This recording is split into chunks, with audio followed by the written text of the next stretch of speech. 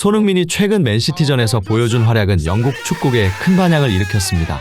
이 경기에서 손흥민은 1골 1도움을 기록했지만 영국의 축구 전문가들은 손흥민의 득점 사실보단 그 놀라운 신체 능력에 주목했습니다.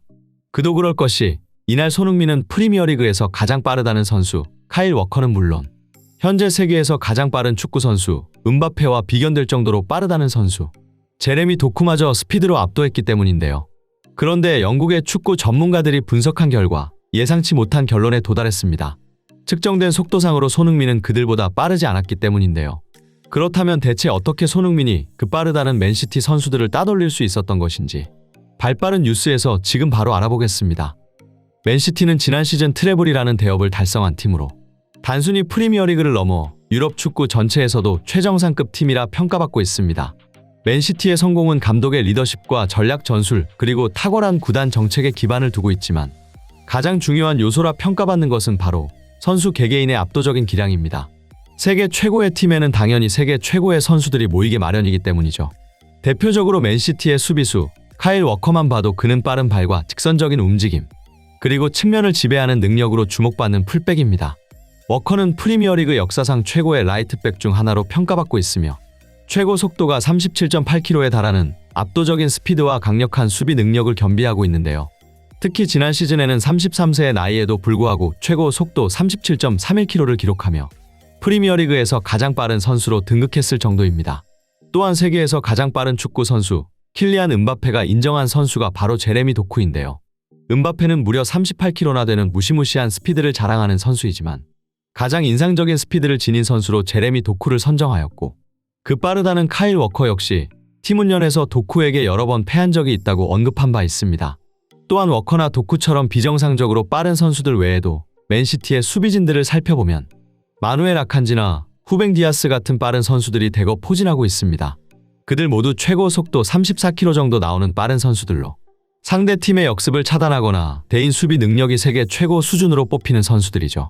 여기서 주목해야 하는 것이 바로 손흥민의 순간 최대 속도인데요. 손흥민의 전력 질주 시에 측정된 최대 속도는 35.3km로 이는 프리미어리그에서도 상위권에 속합니다. 그런데 손흥민은 대체 어떻게 자신보다 더 빠르거나 비슷한 속도를 가진 맨시티 선수들을 상대로 스피드 경합에서 밀리지 않고 오히려 압도할 수 있었던 것인지 영국의 축구 전문가들조차 그 상황을 이해하기 어려워했습니다. 그리고 지난 맨시티전을 면밀히 검토한 결과 한 가지 놀라운 결론에 도달했는데요. 바로 손흥민의 최대 속도는 워커나 도쿠보다 빠르지 않다는 것이었습니다. 그렇다면 대체 손흥민은 어떻게 제레미 도쿠와 카일 워커를 제치고 득점에 성공했던 것일까요? 맨시티전 손흥민의 득점 장면을 다시 보면 토트넘의 역습 상황, 도쿠와 워커 두 사람이 토트넘의 역습을 저지하기 위해 전력 질주하는 것을 확인할 수 있습니다. 그리고 도쿠보다 한참 뒤에 있던 손흥민이 도쿠를 추월하더니 공중볼 경합에서 승리했고 그대로 박스 안으로 밀고 들어가는데요. 도쿠는 손흥민을 막기 위해 필사적으로 달려보지만 공을 치고 달리는 손흥민을 따라잡지 못합니다.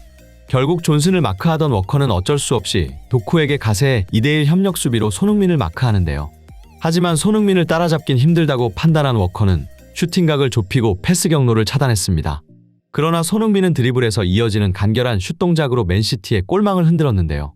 이에 영국의 축구 전문가들은 손흥민이 도쿠를 스피드로 이길 수 있었던 가장 큰 원인은 뛰어난 상황 판단 능력에 있다고 설명했습니다. 대체 스피드와 상황 판단 능력이 무슨 상관이냐 하실 수 있겠지만 축구 전문가들의 설명에 따르면 클로셉스키의 롱패스가 원바운드 되는 순간 손흥민은 공의 회전 방향을 정확히 파악하여 아웃코스로 빠르게 치고 나갔다고 합니다. 반면 도쿠는 볼이 휘지 않고 자신이 따낼 것으로 예측했다고 하는데요. 그런데 도쿠가 예측한 것보다 공이 더 휘게 되면서 직선으로 달리던 도쿠는 방향 전환을 해야만 했고 손흥민은 이미 속도를 내며 달리고 있었기 때문에 볼을 따낼 수 있었다는 것이죠. 그리고 손흥민이 스피드로 이길 수 있었던 이유는 이뿐만이 아닌데요. 비록 도쿠가 최대 속도에선 손흥민보다 빠를 수는 있지만 손흥민은 매우 짧은 시간 안에 최대 속도에 도달한다고 합니다. 즉 가속도는 손흥민이 도쿠보다 훨씬 빠르다는 것이죠. 이러한 차이 덕분에 손흥민은 도쿠보다 상당히 뒤처져 있었음에도 불구하고 빠르게 공이 착지하는 곳까지 도달할 수 있었던 것인데요. 그리고 이는 볼 경합에서 승리로 이어졌고 손흥민의 가속 능력이 도쿠보다 훨씬 뛰어나다는 것을 증명한 순간이었습니다. 또한 전문가들의 분석에 따르면 손흥민의 스피드가 돋보이는 이유는 체력과 지구력 측면에서도 두드러진다고 합니다. 순간적인 스피드에서 다른 선수들이 손흥민보다 빠르다 할지라도 그 속도를 오래 유지하지 못하거나 경기 내내 빠른 스피드를 유지하지 못한다면 의미가 없습니다. 반면 손흥민은 거의 풀타임 동안 언제든지 최대의 속도로 전력 질주할 수 있는 능력을 보여주었습니다. 그리고 최대 속도를 유지하는 시간 역시 맨시티 선수들보다 길었는데요. 바로 이러한 차이 덕분에 손흥민은 도쿠를 앞지른 후에도 도쿠에게 따라잡히지 않고 득점에 성공할 수 있었다는 게 전문가들의 설명입니다. 이에 대해 영국의 축구 전문가 마이클 오원은 손흥민이 프리미어리그 관계자들로부터 높은 평가를 받는 이유가 여기에 있다. 그는 오랫동안 지속적으로 뛰어난 기량을 유지해왔다. 무엇보다 그 뛰어난 자기 관리 능력만 봐도 그는 진정 프로페셔널한 선수다. 특히 손흥민은 토트넘에서 거의 모든 경기를 풀타임으로 소화하는 것은 물론 국가대표팀에도 항상 차출되는 선수인데 대체 어떻게 30대의 나이에 접어들었음에도 불구하고 기량이 쇠퇴하지 않고 오히려 계속 발전할 수 있는 것인지 도무지 믿기지 않는다. 라고 말하며 이러한 측면에서 손흥민의 훌륭한 자기 관리 능력은 모든 프리미어리그 선수들에게 본보기가 되고 있다고 강조했습니다. 덧붙여 마이클 오원은 바로 이러한 점들이야말로 손흥민이 세계 최고의 선수 중 한 명이라 평가받는 요인이라고 설명했는데요.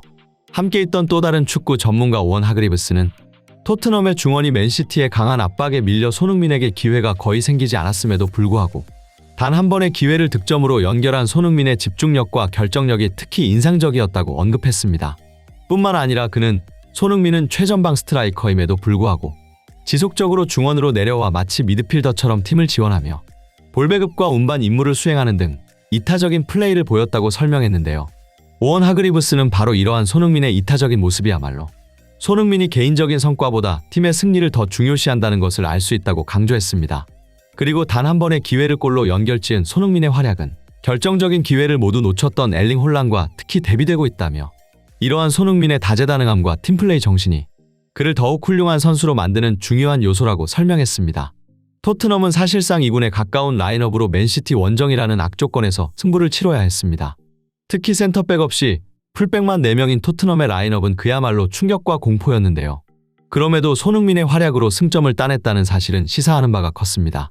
무엇보다 21살의 초특급 유망주 제레미 도쿠를 스피드로 제압하는 것은 물론 카일 워커나 후뱅 디아스, 마누엘 아칸지 같은 맨시티의 세계 정상급 수비진들을 상대로도 조금도 밀리지 않고 오히려 그들을 농락하는 것처럼 느껴질 만큼 손흥민은 맨시티 선수들을 다방면에서 압도하는 모습을 보였습니다. 대한민국의 자랑, 손흥민 선수. 그 멈추지 않는 놀라운 활약과 뜨거운 열정은 프리미어리그를 뒤흔들며 한국 축구 역사를 빛내고 있습니다. 저는 앞으로도 손흥민 선수의 무한한 성장과 발전을 기대하며 오늘 준비한 영상 마치겠습니다. 진심으로 행복한 하루 되시길 기원하며 구독과 좋아요 한 번씩만 부탁드리겠습니다. 시청해주셔서 감사합니다.